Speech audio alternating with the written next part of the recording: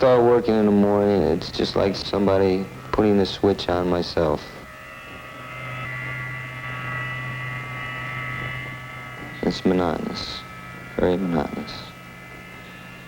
It's a steady pace. There's no break unless the line stops or I'm relieved from my break or lunchtime. As far as the job goes, I don't think about that because after doing it so long, there's no thought to it, just to do it. Most of the men working in this plant, like myself, are forced into the job in the first place, mainly because once a man gets in there, if he's got a family, he's stuck there. He hasn't got the education to get a better job.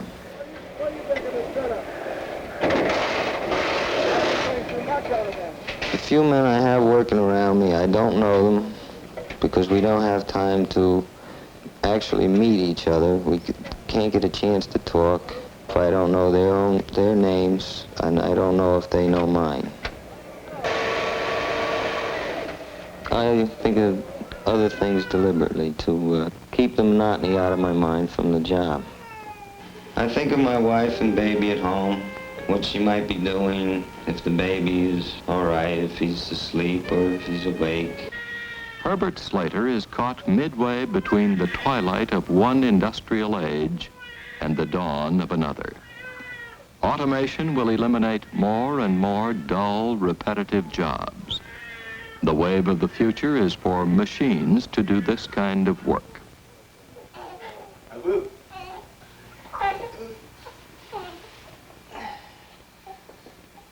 If he loses the job which he now resents, what can he do? A psychologist has called work the individual's main basis for self-justification. The way we live, the furniture and appliances we have is a lot more than a lot of people in this country, let alone the world. I'm thankful for that. The job I have is paying for this. I'm thankful for. But I still feel that there's something missing in our life.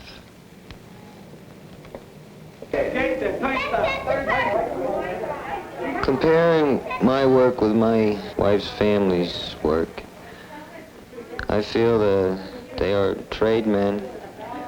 They are more or less their own boss. It's a much better way of life. I wouldn't want my son to work in any plant. He can be a plumber if he like, or a carpenter. Not get stuck in a factory and work the way we have to work.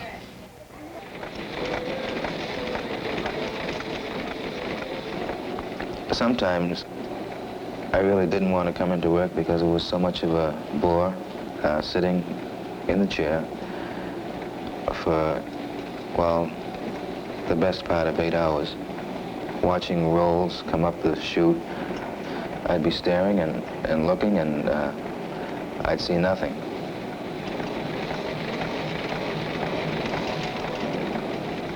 I said to myself, I'm not going to sit here for the rest of my life watching rolls come off the machine. I'm going to try to better myself the best I can.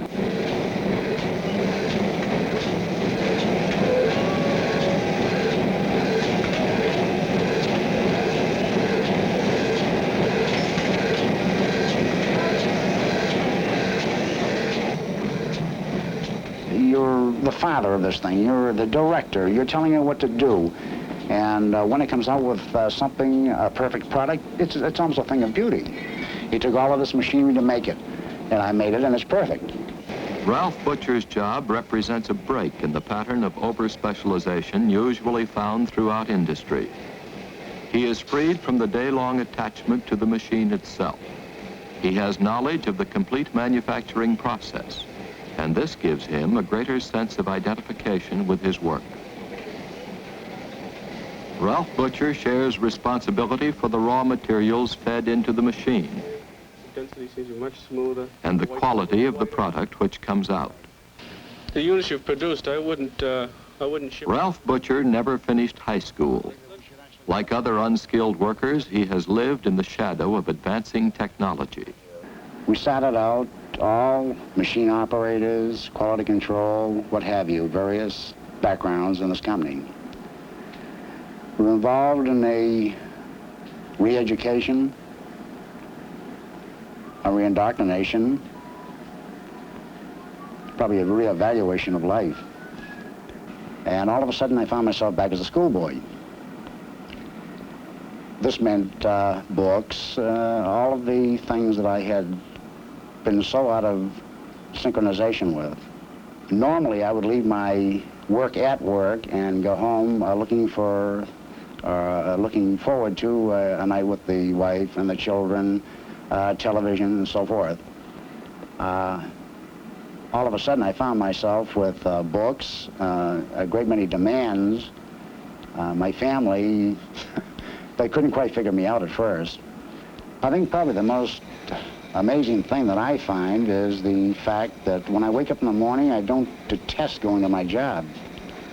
Enable us to do a better job. Supervisors at the plant are not always comfortable in their double role as boss and counselor. One problem we talked about is, you know, can you help people? Can you direct them? Can you guide them? Can you counsel them? Can you befriend them? Can you be concerned about their welfare and at the same time, you know, get the product out and make money for the company? And what happens when you try to guide and counsel and educate 3,000 people? Well, I think we got to be careful because one of the basic problems and basic objectives of our whole career counseling program is to be sure that the job doesn't outrun the man. And I think we see it in industry today as we get closer to complete automation or even more automation. You see the job that a man did yesterday, he's having difficulty moving over and doing a more difficult job today. And when the day comes for him to move, he's got to be ready. And I think the problem is that so many people get started so darn late. You know, they wake up to the fact that, you know, their job as they know it today is going to be eliminated, and all of a sudden they hit a panic and they want to, oh, I got to learn how to do the new job. But unless he's progressively come along and built himself a pretty good base, he's in real trouble, and I think we see it. I have seen some, well, they fall flat on their face when you give them too much responsibility sometimes, that they just don't have the ability to handle the responsibility or the pressure of the boss. They've got into a job, they've gone up the ladder, what they thought was a much better job because it looked better. They went from blue shirts to white shirts, salary structure changed, and all of a sudden they said, why didn't I stay where I was?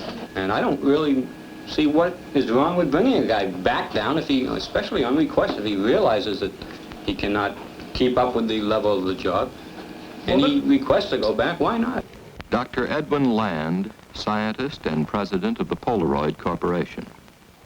We must remember that the problem that concerns us in industry now, the over-specialized use of the individual, is a relatively new one in the history of mankind, perhaps only 60 or 70 years old. That prior to that, people gathered together to work together as craftsmen. As we now approach the new age of automation, which is the ultimate in this 100-year process of mechanization, we see ourselves as ready to be set free again, not to terminate industry, but to bring industry back to that kind of warmth, to the kind of environment that made life good for the craftsman. Seems to me we have a choice between two futures. One future, which is a magnificent and exciting one, in which within the industrial framework everybody will be learning and be retrained and will be bringing his new abilities to the new products and new needs. The other future, which I fear, and which I think we all would fear, and which need not happen, the future which we must avoid, is one in which we go on with our program of making more and more things automatically, of training scientists and engineers who live in a separate world from the mass of the people, while the mass of the people are freed from work but become less and less interested in the life that they have to live.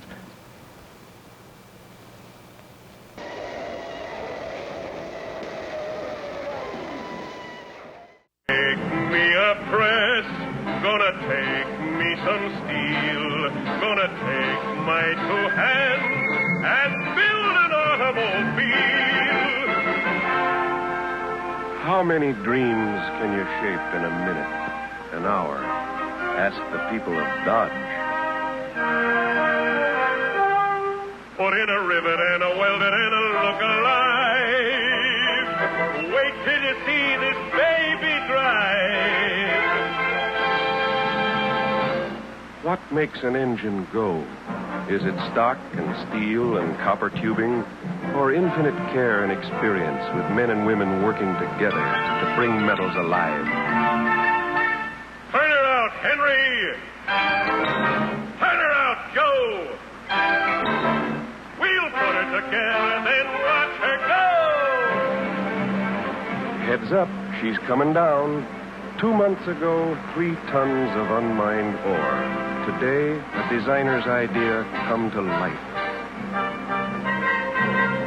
Put a brand new body on a brand new frame. Tighten her up and give it a name. Call it a dot. It's a proud name. Proud in tradition, proud in service. Swift and mighty in action. I took me a press, I took me some steel, I took my two hands and built an automobile. I built a Dodge